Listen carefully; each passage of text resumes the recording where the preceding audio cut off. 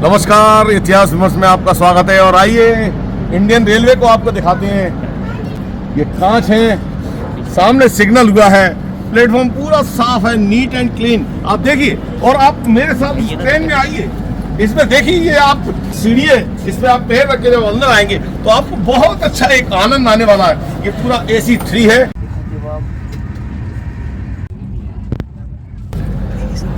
पटरी एकदम देखिए, आप साफ सफाई देखिए, बिल्कुल साफ पटरी है और इतना बढ़िया इसमें आनंद आ रहा है। आप आइए, भारतीय रेलवे का आनंद लीजिए और मेरे साथ यात्रा कीजिए। आइए, नमस्कार।